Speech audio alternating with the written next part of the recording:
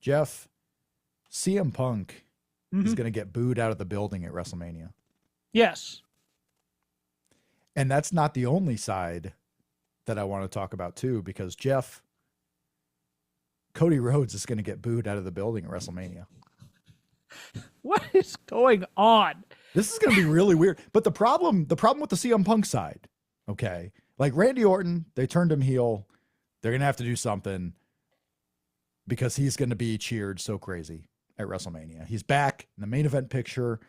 Randy Orton hasn't been in this level for a while, where he's been in the main event picture going into the big shows and like a serious contender for being in the big picture. He had the match at the Crown Jewel with, was it King of the Ring or Crown Jewel, whatever it was, with Cody Rhodes.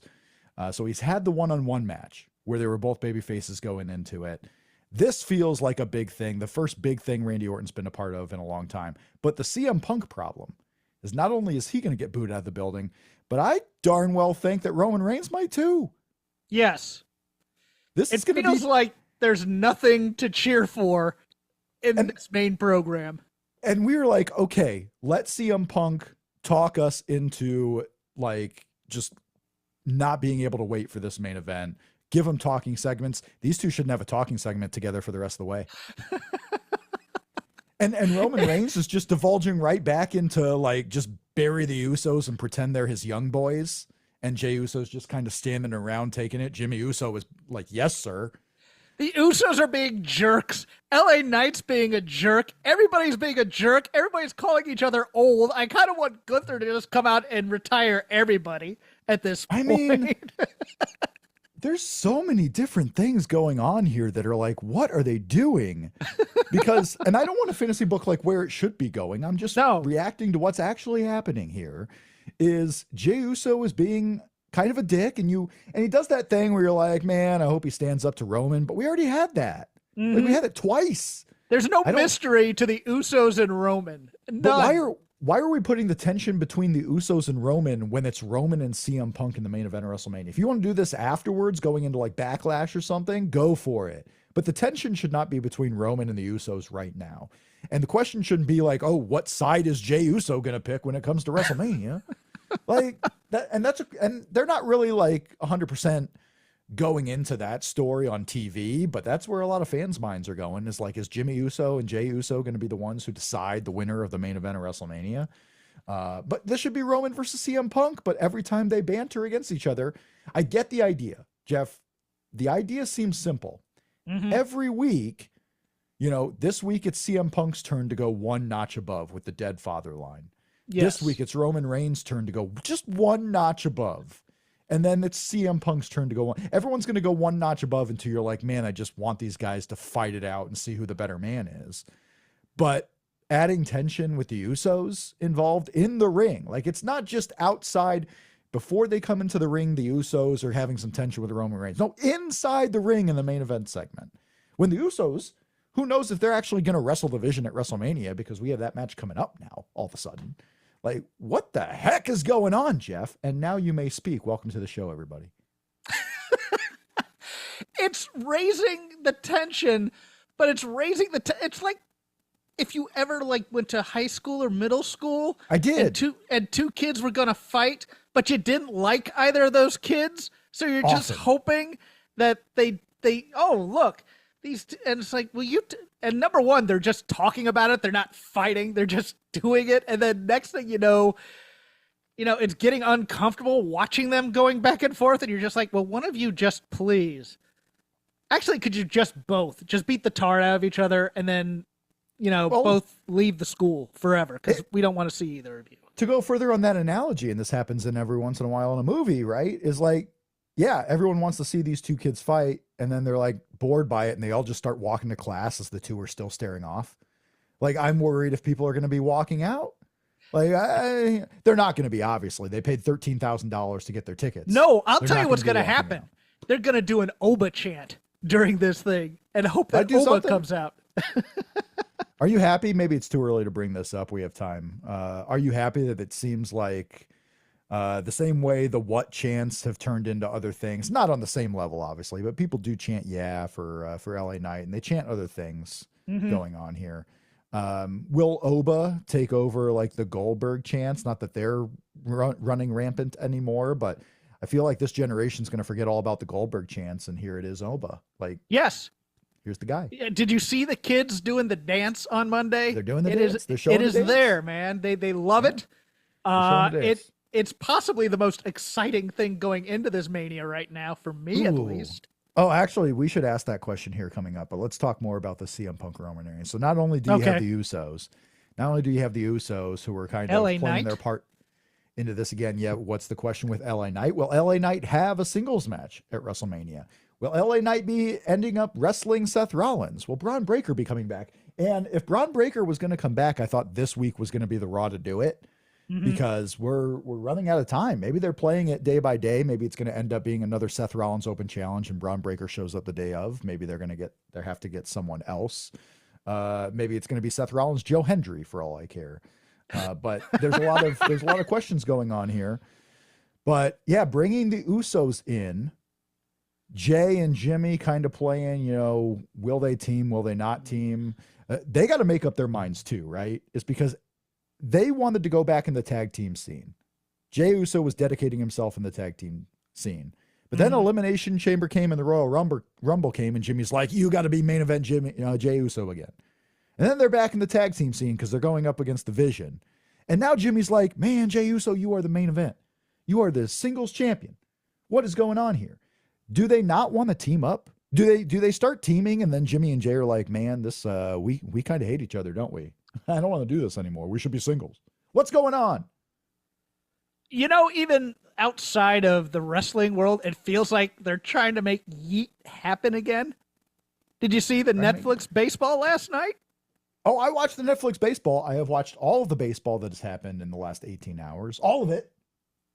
And believe me, I saw all of the Netflixing that was going on during that Netflix. Yeah, Jimmy Uso was there, or Jey Uso was there. I thought Jimmy Uso was there, but come to find out during their interview, it was actually Jacob Fatu the whole time.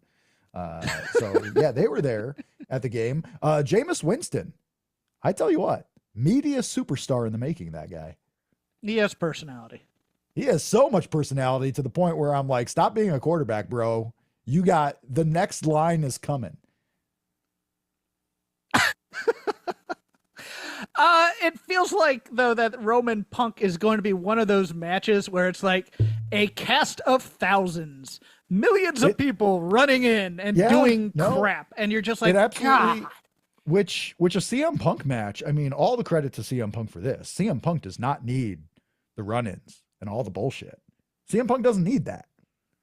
He's never needed that. He's never needed the run-in. His match with John Cena when he was leaving the company, it was all about CM Punk and John Cena and what would happen with the belt. There were no run-ins during the match. There was Johnny Ace getting laid out, and there was Vince McMahon standing there, but no wrestler run-ins during the match. Last year, CM Punk, Paul Heyman came in and played a part in the finish, but no run-ins, no craziness. CM Punk has never needed that. Undertaker, all the big matches CM Punk has been in. Roman Reigns needs that sometimes. That's fine. The match Cody Rhodes and Roman Reigns, I think that was one of the most fun 5-minute segments in a WrestleMania history. But you know why it was super fun? Because you never get to see it. And it never happens all the time. If they're going to try to remake the moment of Cody Rhodes and Roman Reigns from 2 years ago and have that with CM Punk, and you have The Rock come out or all these different names come out, I don't see it ending well. Maybe you have Steve Austin come out for all I care too. And maybe he stuns CM Punk because by the end of the night, CM Punk's going to be a heel. I think, that's not the worst idea in the world, but I still think Austin is. Well, it's not an idea. It's going to be what happens. CM Punk will be a heel by the end of this match. Whether he is the next night or not is anyone's question. Yes, and his plan is working because he laughed after getting the crap beat out of him by Roman and the Usos. CM Punk has been laughing. Roman Reigns has been laughing because they're getting in each other's heads. And yes, they're in each other's heads. Guess what? Now you have to be in each other's ring and wrestle. And there's still, 3 weeks left? There's at least 2. There's 2 weeks left of Raws. Are they just going to talk in the main event segment again? Stand there and let, the words fly again? Are they going to have to be keeping separated? Is Roman Reigns going to be on the opening of one show, CM Punk the main event of one show, and they keep each other separated somehow? Because I don't want to see these two in the ring at the same time. I guess the Raw before WrestleMania, they should probably be in the ring at the same time. But it's been, what, 3 straight weeks now on Raw where those two have main evented the segments with talking back and forth. I don't mind I don't talking want back it and forth. Get out of the ring talking back and forth. Give me a split screen so I know that you guys aren't anywhere near each other. Something. I'm fine with them talking at each. Well, I don't even know if I am. I don't want them talking. I don't either because other. it's so weird at times. Because it's like you're talking about you're talking above things. You're doing symbolic things about the fourth wall that nobody really knows all that much about. It's like they know the story, and they're doing it for an audience who is like, "What are they talking about right now?" Yeah, that's what it feels like to me at times. Do a contract. Have they done a contract signing? Did I forget about a contract signing that they've done? Do a weigh-in of some sort? You know what we need is we need 2 contract signings in the same week between them and then MJF and Kenny Omega. Because then it won't feel the same across the board. We'll get to this MJF here in a little bit. But yeah, that was the weirdness on Raw. I mean, they continue to do the talking segments with Roman and CM Punk, and they just, I feel like at every show. And you can't blame one particular crowd for being a weird crowd because it's happening so far the last 3 weeks. Every time they've been in the ring talking at each other, is the crowd at the end is, one, confused on who they should like better, and 2, kind of healing on both of them at times. And this week was the first time where I thought they were kind of healing on Roman Reigns a little bit too, because he was being a dick to Jey Uso and Jimmy Uso, and they're confused why the Usos are there and why are they standing up against CM Punk. Like, they apologized, they did all this stuff. The crowds are getting a little anti-Roman in a little bit of ways too, to where you get to WrestleMania and you get to Las Vegas. Not going to be talking on that show. They're going to be hyped for the entrances. They're going to be hyped for in the ring. And that's when you're going to understand who the crowd really actually wants to win. And I think 60-40 at minimum, they are going to be on Roman Reigns' side. But it's not the only program where this was confusing on that Monday night, because we have Becky Lynch and AJ Lee. And they make that program, and I liked that back and forth. It was pretty good. And then we get the Heyman Seth Rollins thing where Heyman goes, and then Becky Lynch is going to end up marrying half the locker room, and I'm going to raise your kid. And I'm like, she is the heel in the other feud. Why isn't Becky Lynch coming out to beat the crap out of Paul Heyman right now? Because that's the receipt I want to see, kind of, as opposed to Seth Rollins. She's fixated on AJ. She wasn't going to even, she probably wasn't even listening. She was fixated on AJ. AJ Lee also not one that is a monster babyface. AJ's always been better as a heel. Even we're getting a little bit away now from the honeymoon period of her return. And there's going to have to be a decision. Like, if AJ Lee is going to continue to wrestle after WrestleMania, is it going to be as a heel? And I could see that happening if she remains champion. I could see that happening if it remains champion. But the babyface AJ Lee doesn't work for a long time. I was the best when I left, and now everybody liked me, and I was your favorite wrestler's favorite wrestler. And you're like, well, let's not push it, AJ. All right. She may have been the best when she left. The problem is they were getting a whole lot better once she left. Yes. All the big guns came in once she was gone. So you had that. You used to talk about Paul Heyman, right? On Raw this week, we had Paul Heyman coming out saying, "I'm just a man. I am at my wit's end with Seth Rollins." And then Seth Rollins appears. Seth Rollins, long story short, gets arrested, and he evades the police once, beats Paul Heyman up, then gets rearrested. So we're back to arrest angles here on TV. Where could this be going? Because they certainly keep it going towards the Paul Heyman side of Seth Rollins, to where I think Braun Breaker is going to try to be in this match. But when does that actually happen? Or does Paul Heyman, you could always do the wild card up your sleeve, and Paul Heyman brings in some other guy, makes a deal with some other guy to have the match with Seth Rollins. But it certainly looks like Seth Rollins is wrestling at WrestleMania. Who it'll be against, we all presume it'll be Braun Breaker. Is it possible to be someone else? But what'd you think of Paul Heyman and Seth Rollins and the return of arrests? The restraining order that has never been served on the person getting arrested. Giant hole. Just shows up. Hey, oh, by the way, there's a restraining order here. Doesn't matter that he also works here. Yes. Like, this isn't like a public place where Seth Rollins just wanted to go to the sidewalk and wanted to walk into a Burger King, and Paul Heyman was there and Seth Rollins didn't leave. Like, they work there. I need Yeah, the lawyers in the room to tell me what are the rules when someone works at the same location. I was with you. I thought this was weak. I thought when the guy got on the table, I thought that might be Braun under there at first. And then he reveals himself, and then Paul just kind of laughs or whatever, and then Seth comes out. But what's going to happen, I think, is Seth is going to do that same standing on the table gimmick, and then Braun's going to come out his first week back and spear him through the announce table or whatever. And we'll see if everybody's not injured. I know. I almost think, like, you can't... I don't know if you really want Braun Breaker doing anything physical before WrestleMania. No. And with the injury he had, probably shouldn't be doing much of anything at WrestleMania either. But that certainly seems like the direction we're still going in, because Brock Lesnar has a match with Oba Femi. In theory, Brock Lesnar would be the one that Paul Heyman would bring in. And we had that kind of tease last week on Raw. You got to figure the Usos versus the Vision is still probably happening, or else they would be completely going sideways on that. I don't see the Vision lasting very long, because even if Braun Breaker comes back, like, because he was out for the last 3 months, I think you separate Braun Breaker and Paul Heyman and just let them go one-on-one, or not separately. Like, have Paul Heyman be the spokesman for Braun Breaker, even though Braun Breaker's great on the mic. Like I said, he's a top 5 promo in AEW. I don't think you keep the Vision, the rest of the Vision, Logan Paul and Austin Theory, with Braun Breaker. And when Bronson Reed returns, maybe you put him back with Braun, or maybe you have him come back just by himself, because Bronson's going to be out for a while. This seems like naturally a time where you can do the separation without it being a bunch of people turning on each other, and just have them go their own ways. For all I care, let Logan Paul and Austin Theory be a tag team called The Vision. And then you just have Braun Breaker come back under the tutelage of Paul Heyman. But this seems like a good time to break everything up.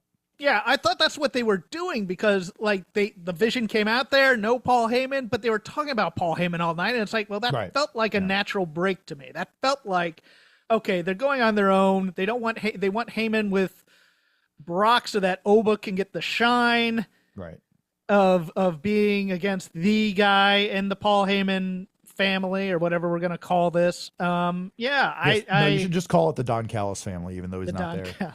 You just should. Just expand it. Why not? It's not big enough.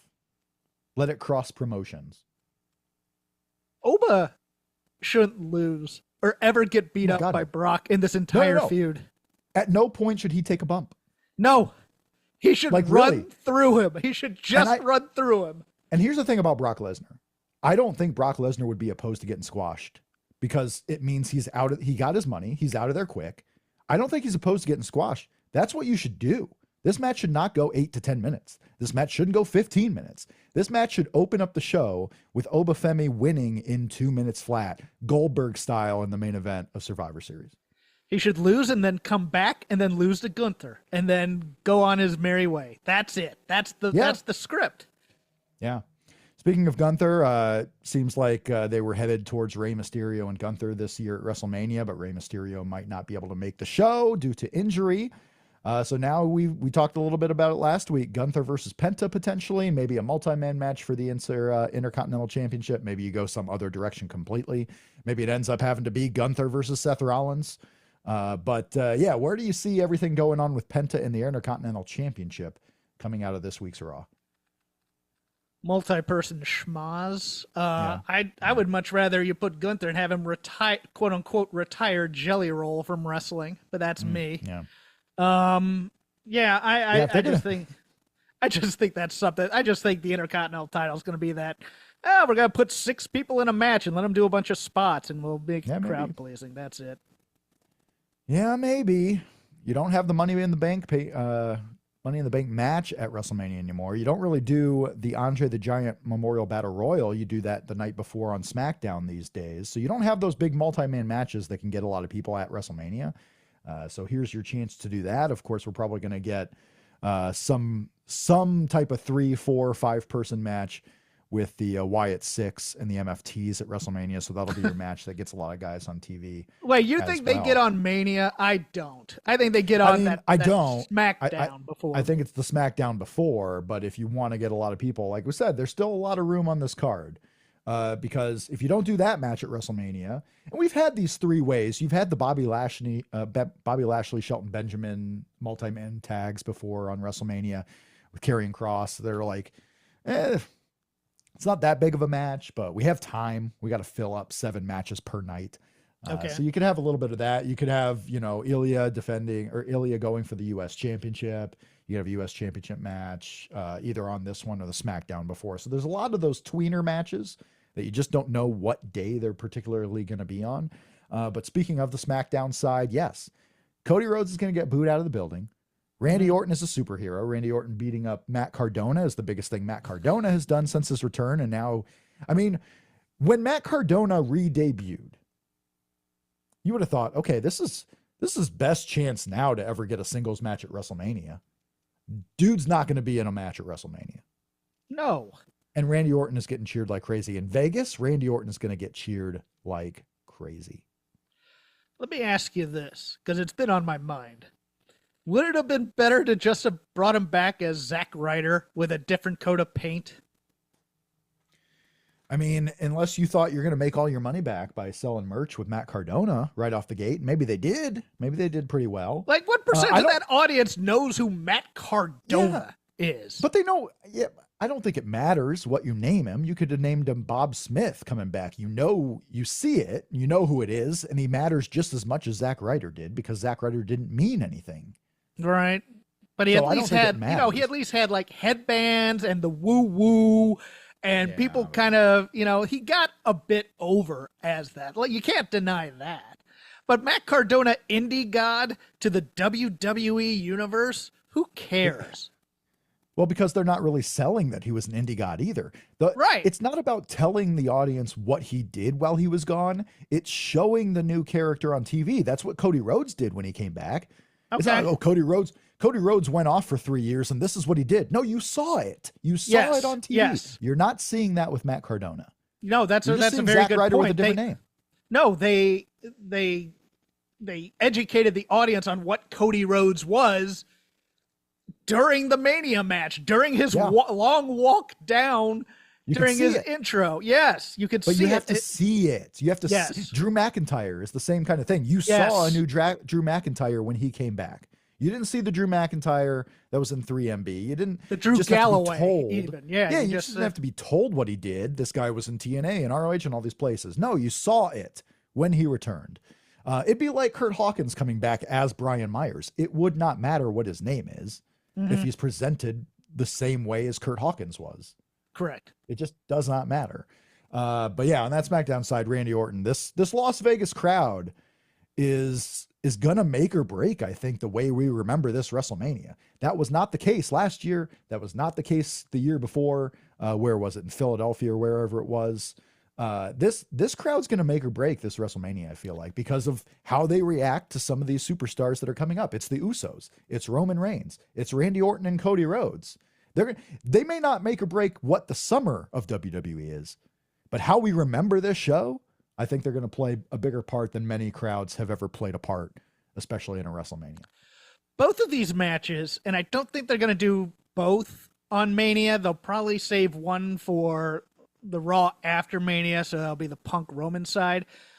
Both of these feel like setup story matches. Like at the end, here's the new big heel stable that's helping Roman. Here's the new face stable that's helping Roman and heel stable that's helping Punk. Here's the heel stable for Randy Orton that's going to pull the Horseman Dusty thing, but never really do it that well type of thing. It feels like both of these end in an angle versus holding up the belt and stuff. You know what I'm saying? It's like, here's the bad guys for the rest of the year or whatever type of thing. It doesn't feel like an ending to the year. It feels like they're doing the beginning of the year on both, as opposed to doing the end at Mania and then doing the reset on the show afterwards. I can't say that. I'm not going to go that far because we won't know. I mean, it's going to feel like a setup until we watch the show. If that's the way the show ends, then yeah, you know what that felt like? It felt like the match didn't matter, which Triple H has a tendency to do sometimes. And sometimes by default, just because we've talked about it at War Games. Like the War Games match didn't matter. It's all about getting you through until the next pay-per-view. And the match doesn't have any meaning. These matches are going to have meaning. If they end up being, Randy Orton has a new heel stable, and then also Roman Reigns brought his bloodline back, and the bloodline is a program again, or maybe you go to Uso Roman. We'll see when the show happens. Right now, it does not feel that way. To me, it feels like Randy Orton and Cody Rhodes are the main event, and I want to see how the crowd responds. I don't really see other players getting involved in that. We have Randy Orton now teasing with his phone calls, like there could be other people that are somewhat involved here. I'm not reading into that being a new legacy or a new stable by any means. Okay. But on the Raw side, yeah, are they teasing that the bloodline is going to come back and be a thing? Are they just teasing that there's no way the bloodline returns and Jey Uso again breaks away from Roman Reigns and kind of sees what CM Punk has been saying, because Roman Reigns is starting to be that dick to the Usos again? Yeah, we're going to have some questions about what happens during these matches, but that's the same thing we've always had, especially 2 years ago when the main event of Saturday was literally a promo segment for what the main event of Sunday would be, with The Rock and Roman Reigns tag team match. So we've had that more so than what we're going to have here. I really want to see the Roman CM Punk match. I think it could be really exciting for a lot of different factors. CM Punk's not a great wrestler in the ring, but he brings an aura with him that Roman Reigns has also had for several years. So when those two clash, it's going to be something. And then, I do want to see what Randy Orton's going to do. I want to see how that crowd responds to him. I'm excited about these main events. I will still be excited about these main events, but there's got to be some people out there that are probably less excited because of the way these two have back and forth it the last few weeks on Raw. I know the crowd's getting a little restless. So the Las Vegas crowd is going to play a part in what we remember this night as, because was it CM Punk just being babyface from beginning to end and finally, getting basically his goal for the last 3 years since returning effectively was proving that he's the guy and Roman Reigns isn't. Like, I would love that to be the story of this match more. CM Punk returning and like, Roman Reigns, you were the guy while I was gone, but now it's my turn. Now I'm your worst nightmare. I came back and took your throne that you thought you had settled. The Rock came back and you thought you had your throne settled and there was some turmoil there. And now I'm the dude back. I would have loved that playing a part in the last 3 years. They did that a little bit with their first promo battle, like going back in the history of Roman Reigns being brought up. But the last 2 weeks about dead dads and about brothers and about cousins and about all this, get back to like, I'm CM Punk and I took your throne, bro, and you're not going to get it back. Yeah, make it more personal. Actually, you know what? You being that excited about the Punk match, and when you said he's not the best wrestler in the world, I thought about that in kind of vis-a-vis that Omega Swerve match on Wednesday. There's got to be a point in that Roman Punk match, and this is where the old thing comes in, where Punk's going to be tired halfway to 3/4 of the way, so. and he's going to look I like... hope so. He's going to look like he's an old man trying to fight Roman. And that's where his offense will fit, and it'll be awesome, yes, I think. Yes. Well, that's what I'm saying. I'm saying he's not the greatest wrestler, but they've done a really good job of... he's had good matches since he's come back. The match with Gunther was good. But that's what he's been. That was what he was in the match with Gunther. Like, he just finds a way at the end. But the thing is, Roman Reigns has done a lot of that too, where Roman Reigns struggles to survive and then finds a way to survive. So what gives in this match? And then, what are the Usos going to do? What are they going to do going into this? I'm trying to bring up my calendar. So April 18th or April 19th is the Sunday WrestleMania. 1, 2, 3 weeks later. 3 weeks later is Backlash. Mm-hmm. Like, there's literally 3 weeks from WrestleMania to this next pay-per-view, and you're going to have to get into things really quick. I envision Backlash again being what it used to be, where there's a lot of rematches, because how are you going to start new storylines that quickly with 2 weeks of build for it? So I feel like we're going to get a lot of rematches. Is Roman Reigns still here? Is Roman Reigns the champ wrestling? Because right now there are no superstars being advertised for Backlash. The only two for the Saturday night's main event coming up 2 weeks after that are Cody Rhodes and CM Punk. And I assume that's just because those are the champions right now. But Backlash has no superstars. We don't know who's going to be there.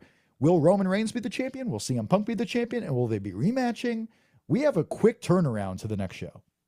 Yeah, but it's Backlash in Italy, right? Isn't this in Tampa. Italy? Tampa? Tampa. Oh, my fault. Tampa, Florida. I was thinking B pay-per-view with 4 matches and 1 rematch, possibly. I didn't see anything about this thing. Yeah, I would imagine Backlash. So it's May 9th. It's a Saturday. It is in Tampa. And then Saturday night's main event is 2 weeks after that in Fort Wayne, Indiana. So they announced this Fort Wayne Saturday night's main event for Memorial Weekend. And it's already being overshadowed because they haven't announced it yet, but heavy rumors suggest during Fanatics Fest later on in the summer in July, Saturday night's main event will take place at Madison Square Garden. Yeah. So it's like, oh, we just got to get through this shitty Fort Wayne crowd to get to the real big event of Madison Square Garden. We just have to please Rob McCarran, who's at home and not even going. Not even going. I ain't going. I'm going to be on a boat. I'm pretty sure I'm going to be on a boat during the start of this show. So You I are am just not going traveling to the show. all over. Well, I tell you what, there's lakes. We have water in Indiana. We're not just corn. We do have lakes here. It'll be the start of summer, so that water will be up to a nice warm 65 degrees. Ugh. But yeah, that's May. It's May. I don't know if you swim, Jeff, but 65 is not warm. No. But that's where about we'll be at the end of May. So yeah, there's a lot going on to this WrestleMania right now. We have, I think we had one added match since the last time we talked officially. That's AJ Lee and Becky Lynch. Obafemi and Brock, of course. We still have the 2 main events that we've talked about ad nauseum. We have Stephanie Vaquer and Liv Morgan, Jade Cargill and Rhea Ripley, and then a lot of the assumed matches. You know, what Seth Rollins going to do. I think this week pretty much cleared the way for Dominic Mysterio versus Finn Balor. We're getting that one on one of the nights as well. Trick Williams, Sami Zayn, Drew McIntyre, Jacob Fatu, and then what happens with the United States Championship? Is Ilya going to get a shot? And then, U.S. Championship match on the women's side, somewhat interesting. Julia and Tiffany Stratton, if that actually ends up happening as well. So that's kind of the breakdown of where we're at so far headed into WrestleMania. But there was a lot of news about WrestleMania weekend that happened this week, too, when it comes to the Hall of Fame. Jeff Hawkins, we got new inductees coming. One you're going to break to me because I have not been able to guess who it is, and I have not looked. But the one I'm really excited about, like, I would love to say they're booking this Hall of Fame class for me, but really they're not. There's one name. It's Psycho Sid. Sid is going in 2 years too late, but he is going in nonetheless. As is Bad News Brown. Bad News Brown. Oh, I was so close. Jeff Hawkins tells me in a chat that it's BNB going in to the Legacy wing, and I'm like, Bad News Barrett? Seems kind of odd that he would be going in.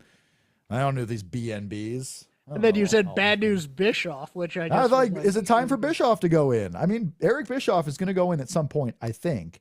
And you better do that one quick in the next few years as well. Well, it's ridiculous for both of these guys to go into the Legacy wing when Demolition is going into the regular wing. But all the Legacy wing means is they're dead, and we don't want to mention to you that they're dead. That's what the Legacy wing means. Because these guys won't get family member speeches or anything like that. Correct. We're not getting a speech from Sid or Bad News Brown.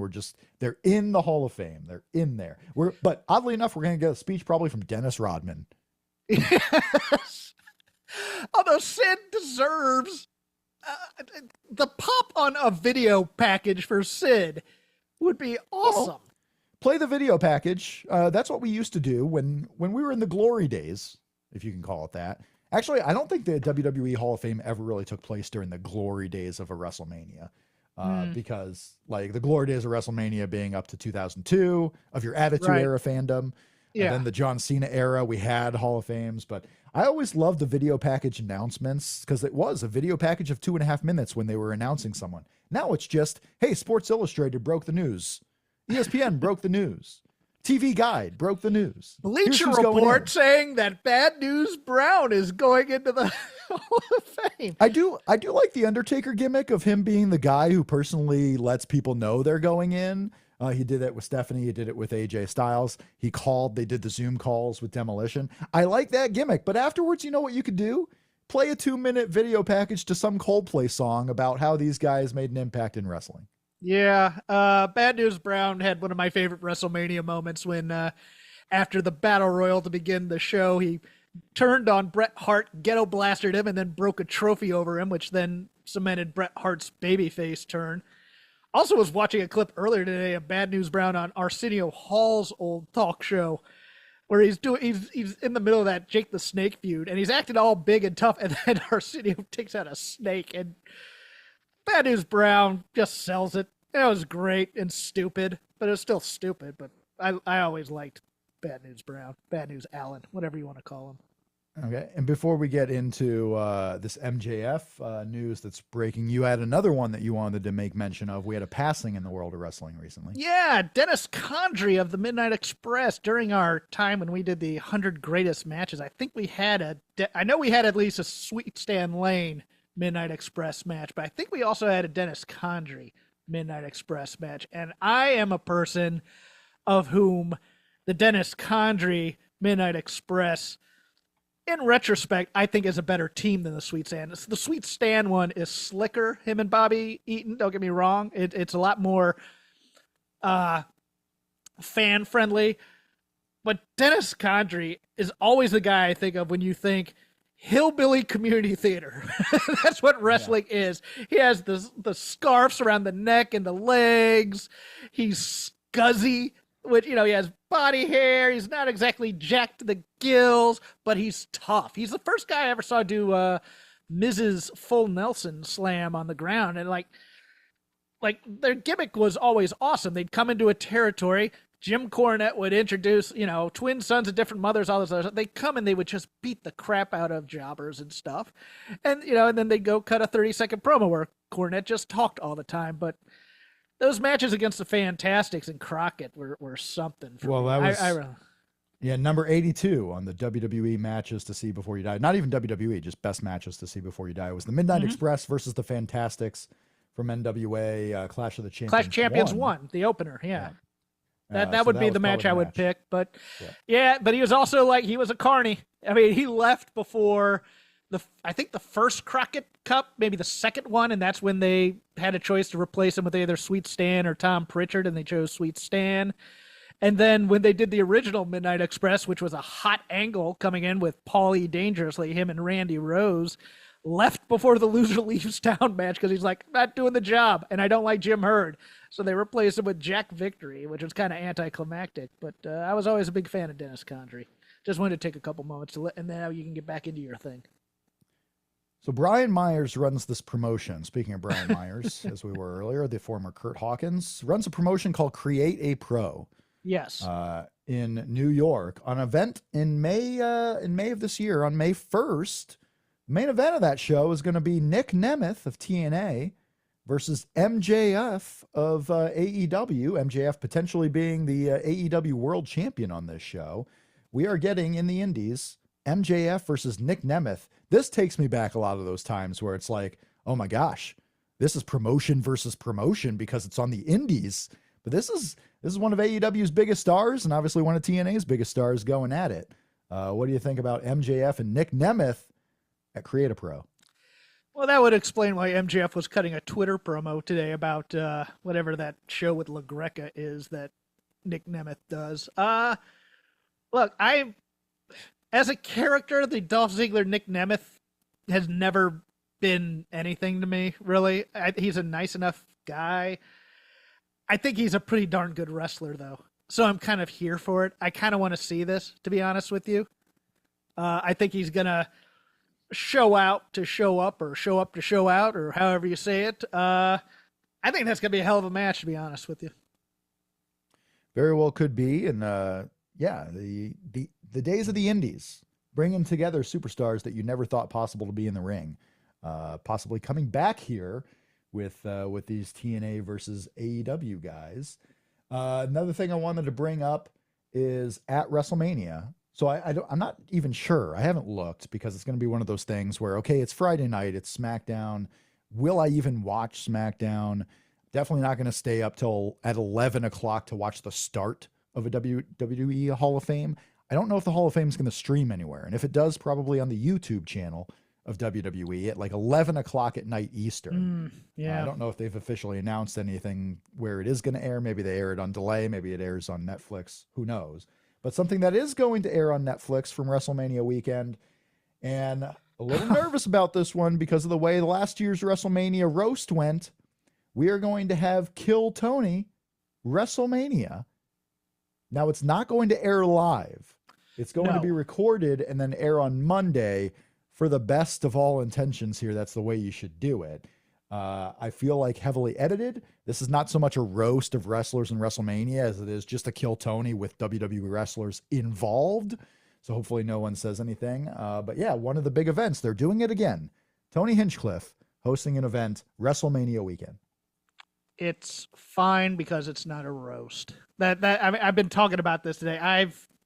It's funny. I had people lecturing me about Tony Hinchcliffe. I'm like, dude, I was in the LA comedy scene at the same time those guys were coming up. Don't lecture me about who they are and what they do. Look, there is a small contingent in WWE that loves to do the comedy theater kid stuff. Sami Zayn famously does this little thing with him and Kathy Kelly and a couple other people who live out here in LA who are in the who have the acting bug. A couple of them have the stand-up bug. A couple of them. This will cure all their things. This will be bits, I think. I don't think anybody's going off script in this thing because of the cluster that was the roast. It'll be fine. It'll be lame. People will read too much into certain things about the Kill Tony guys and what they think their politics are or aren't when really they're just a bunch of edgelords who try and get a rise out of people. I'm sure they're going to try and push the boundaries of that, and those will probably get edited at some point.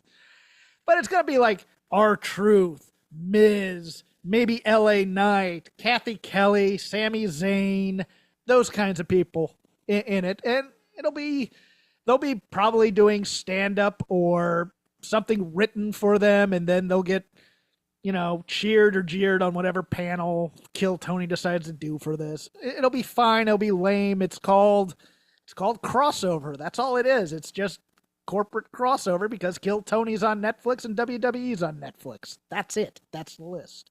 If you think after 4 hours of WrestleMania Saturday, 4 hours of WrestleMania Sunday, and then a 3-hour, 2.5-hour Raw happening on Monday night, that's usually one of the biggest Raws, that I'm giving an hour to Tony Hinchcliffe on a Monday in between that during baseball season, you're insane.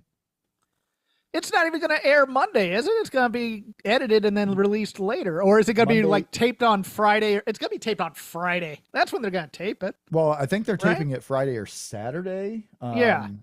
Something like that. They're taping it one of those days. But yeah, it's right now scheduled to air on Monday, April 20th. So the day after WrestleMania Sunday. You get Tony Hinchcliffe. I'm not watching it, no. That's your deal right now. Well, Jeff Hawkins, if you ever write an autobiography, we all know what it's going to be called. It's fine.